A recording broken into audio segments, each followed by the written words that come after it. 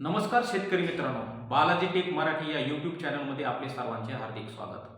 आज मराठवाड्यामध्ये बहुतांश ठिकाणी ऊसाची लागवड झाली आहे किंवा होत आहे. ऊसाची लागवड करत असताना रासायनिक खताचं खत व्यवस्थापन करणं हे फार गरजेचं असतं. परंतु मराठवाड्यातील शेतकरी या विषयाकडे फार गांभीर्याने बघत नाहीत. रासायनिक खताचं व्यवस्थापन करत असताना सगळ्यात महत्त्वाचा विषय म्हणजे आपल्या मातीचं माती परीक्षण करणं फार गरजेचं आहे. परंतु मराठवाड्यातील बहुतांश शेतकरी माती परीक्षण करत नाहीत. परंतु ही माती परीक्षण करणं ही काळाची गरज आहे. माती परीक्षण केल्यामुळे आपल्या जमिनीमधील कोणत्या अन्नद्रव्याची कमतरता आहे व कोणतं अन्नद्रव्य आपल्याला जास्त प्रमाणात टाकायचं याच्याविषयी आपल्याला माहिती होते. त्याच्यामुळे आपण त्या पद्धतीने रासायनिक खत त्या पद्धतीने आपण वापरू शकतो. त्यामुळे मराठवाड्यातील शेतकऱ्यांनी रासायनिक खताचा वापर करत असताना माती परीक्षण करणे ही फार काळाची गरज आहे. माती परीक्षण जर नाही केलं तर तुम्हाला खत व्यवस्थापन कसं करायचं किंवा त्याचा ताळमेळ कसा लावायचा हे आपण करू शकत नाही. हे फार गरजेचं की मराठवाड्यातील शेतकऱ्यांनी माती परीक्षण करून घेणं गरजेचं आहे. आता मराठवाड्यातील शेतकरी रासायनिक खताचा डोस करत असताना शक्यतो ऊस लागवड करत असताना ऊस उगवल्यानंतर ऊसाचा पहिला डोस करतात किंवा बेसल डोस करतात. परंतु ऊसाची लागवड करत असताना मराठवाड्यातील शेतकऱ्यांना मला सांगायचं आहे किंवा ऊसाची लागवड करत असताना ऊस ज्यावेळी आपण दाबतो त्याच वेळेस रासायनिक खताचा बेसल डोस करणं गरजेचं आहे. यामागचं कारण देखील महत्वाचं आहे किंवा रासायनिक खतातील प्रत्येक अन्नद्रव्य मग तो स्फुरद असो किंवा पालाश असो हा तात्काळ लागू होत नसतो. तो लागू होण्यासाठी साधारणतः कमीत कमी 15 ते 20 दिवसाचा कालावधी लागत असतो. नंतर हा जो घटक आहे, हा जो अन्नद्रव्य आहे, हा आपल्याला पिकाला लागू होण्यासाठी तात्काळ लागू होऊ शकतो.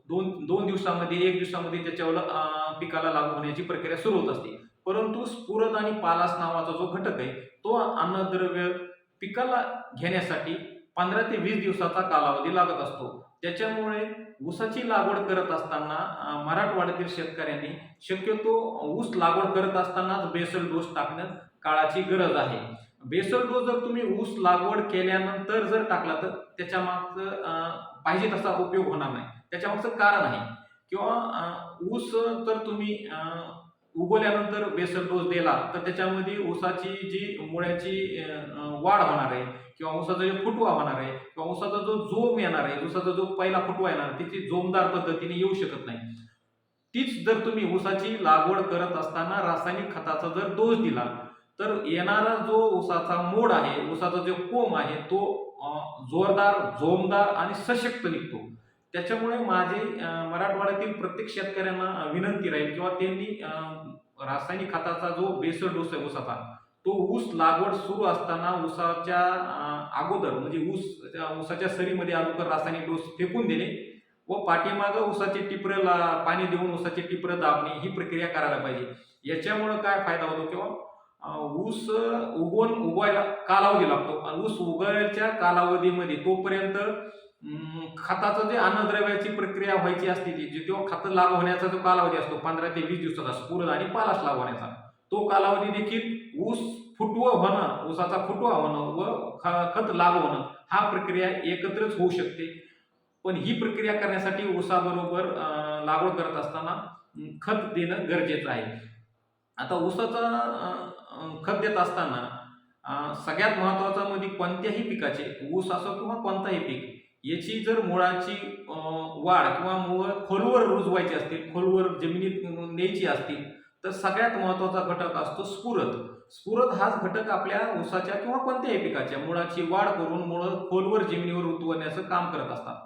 त्याच्यामुळं ज्यावेळेस आपण खताचा डोस ऊसाच्या लागवडीबरोबर टिपरे दाबताना करतो त्याच्यामुळे फायदा होतो किंवा ऊस लागवडी करत असताना जो स्फुरद नावाचा घटक आपण जमिनीमध्ये टाकलेला आहे तो स्फुरद नावाचा घटक 15 ते 20 दिवसानंतर पिकाला लागू व्हायला सुरुवात होते व त्याच पिरियडमध्ये त्या कालावधीमध्ये आपण ऊस दाबल्यामुळं ऊसाचा फुटवा होणं व खताची लागू होणं ही प्रक्रिया एकसारखी होते. त्याच्यामुळं ऊसाचा जो येणारा मोड आहे, येणारा जे फुटवा आहे तो एकदम जोमदार, सशक्त आणि जोरदार निघतो. त्याच्यामुळे येणारे जे पुढे चालून येणारे जे त्या मेन फुटव्याला जे येणारे बाकीचे फुटवे आहेत मेन जोम याला फुटव्याला ते बाकीचे फुटवे जे येणार आहेत ते जोमदार येतात मग त्याच्यामुळे ऊसाचा फुटवा देखील चांगल्या पद्धतीने होतो. आता रासायनिक खताचा बेसल डोस करताना बेसल कोणता टाकणे हा देखील एक महत्त्वाचा विषय आहे. परंतु आपण मराठवाड्यातील शेतकऱ्यांनी माती परीक्षण न केल्यामुळं आपल्याला जमिनीमध्ये कोणत्या पद्धतीने कोणता रासायनिक खत टाकणं गरजेचं आहे किंवा कोणता कमी टाकणं गरजेचं किंवा जास्त टाकणं गरजेचं आहे हे माहीत नसतंय. त्याच्यामुळे माती परीक्षण करणं ही एक काळाची गरज आहे. पण सर्वसाधारणतः जर विचार केला तर सर्वसाधारणतः ऊसाचा डोस करत असताना ज्या खतामध्ये स्फुरद नावाचा जो घटक आहे, स्फुरद नावाचा घटक आहे जो जास्त स्वरूपात आहे, तो टाकल्यानंतर ऊसाची फुटवे होण्यास किंवा ऊसाचा मूळ खाली जमिनीत रुतण्यास, ऊसाची जोमदार वाढ होण्यास मदत करत असतो. त्याच्यामुळं ऊसाचा जी लागवड करत असताना माझ्या माहितीस्तव खताचा पहिला डोस करत असताना 1846 या खताचा जर वापर केला तर त्याच्यामध्ये स्फुरदचं प्रमाण जास्त असल्यामुळे आपल्याला त्या माध्यमातून स्फुरद चांगल्या पद्धतीने मिळू शकतो व ऊसाची जे मुळे ते वाढ जोमदार व खोल जाण्यास मदत होऊ शकते. त्याचबरोबर तुम्ही 1846च्या ऐवजी दुसरा रासायनिक खत देखील वापरू शकतात, जसे की 12-32-16 किंवा 14-35-14 या खताचा देखील तुम्ही वापर करू शकतो. या दोन्ही खतामध्ये देखील स्फुरदचं प्रमाण चांगलं असल्यामुळे जमिनीमध्ये मुळे ऊसाचे जे मुळे खोलवर रुतण्यासाठी मदत करू शकतात. त्याच्यामुळे माझं सर्वसाधारणपणे शेतकऱ्यांना सांगणं आहे किंवा पहिला बेसल डोस करत असताना, ऊसाची लागवड करत असताना खत टाका व ऊसाची खत टाकत असताना त्याच्याबरोबर 1846 म्हणजेच DAP या खताचा वापर करायला पाहिजे. DAPचे एकरी 2 पोते, पोटॅश म्युरेट ऑफ पोटॅशचं 1 पोतं, मॅग्नेशियम सल्फेट 25 किलो, गंधक 10 ते 15 किलो आणि मायक्रोन्यूट्रिएंट जे की सूक्ष्म अन्नद्रव्य असतात. जसं की आपल्याला समजा दररोज जेवणामध्ये नुसती भाजी आणि पोळी खाऊन चालत नाही, त्याच्याबरोबर आपण लोणचं, टमाटर म्हणा किंवा कोथिंबीर, मेथी असे पदार्थ खाल्ल्यानंतर आपलं जेवण ज्या पद्धतीने जास्त चांगलं होतं व आपल्याला पाहिजे ते घटक शरीराला मिळतात, त्याच पद्धतीने पिकाला देखील NPK सोडता बाकी अन्नद्रव्याची सुद्धा गरज असते. मग मॅग्नेशियम, सल्फर, गंधक, जस्त, बोरॉन, मॉलिब्डेनियम या घटकाची देखील आवश्यकता असते. परंतु बहुतांश शेतकरी फक्त ऊसाला खत टाकत असताना नत्र, स्फुरद, पालास असलेला घटकच टाकतात व अतिरिक्त घटक टाकतात व जास्त उत्पन्नाची अपेक्षा करतात. पण मला वाटतं की शेतकऱ्यांनी रासायनिक खताचा डोस करत असताना NPK या खताकडे सोबतच बाकीचे मायक्रोन्यूट्रिएंट टाकणे देखील गरजेचं आहे. त्याच्यामुळे ज्यावेळेस तुम्ही बेसल डोस टाकतात त्यावेळेस त्या खताबरोबर रासायनिक खताबरोबर मायक्रोन्यूट्रिएंट असलेलं घटक देखील टाकणं गरजेचं आहे. तर माझं सांगणं आहे किंवा प्रत्येक शेतकऱ्यांनी मायक्रोन्यूट्रिएंटची जी सूक्ष्म अन्नद्रव्याची बॅग आहे ती देखील पहिल्या डोस बरोबर शेतकऱ्यांनी टाकणं गरजेचं आहे. त्याच्यासाठी तुम्ही पहिल्या डोसला ज्यावेळेस बेसल डोस करता त्यावेळेस DAP 2 पोते, पोटॅश 1 पोतं, मॅग्नेशियम सल्फेट 25 किलो, गंधक 10 ते 15 किलो आणि मायक्रोन्यूट्रिएंट असलेलं म्हणजे सूक्ष्म अन्नद्रव्य असलेलं अल्गिरिया नावाचं एक मायक्रोन्यूट्रिएंट आहे जे की मित्सुबिशी इंडिया कंपनीचं आहे. ते अल्गिरिया नावाचं मायक्रोन्यूट्रिएंट तुम्ही एकरी 20 किलो जमिनीमध्ये खताबरोबर मिसळून टाकू शकता.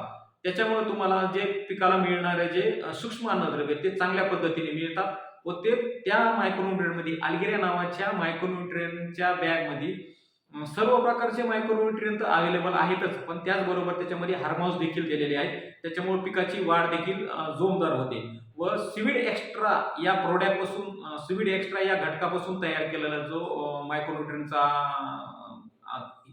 अल्गिरिया नावाची बॅग आहे ती जर तुम्ही त्याच्यामध्ये टाकली तर तुमची ऊसाची वाढ जोमदार होईल. त्याचबरोबर तुम्हाला त्याच्यामध्ये क्लोरोपायरिफॉस ग्रॅन्युल फॉर्म्युलेशन मधलं एकरी 5 किलो टाकणं गरजेचं आहे. क्लोरोपायरिफॉस टाकण्यामागचं कारण किंवा आपल्या ऊसाला जे होणारं खोडकिडा आहे, हुमणी आहे, गाभेमर आहे या गोष्टी देखील त्या क्लोरोपायरिफॉसमुळे होणार नाही. तर माझी सर्व शेतकऱ्यांना विनंती आहे की अशा पद्धतीने जर तुम्ही रासायनिक खताचा जर डोस केला तर तुमच्यावाली ऊसाची जी वाढ आहे ऊसाचा जो येणारा ठोम आहे तो एकदम जोरदार, सशक्त येण्यास मदत होते. अशा पद्धतीने डोस करणं फार काळाची गरज आहे.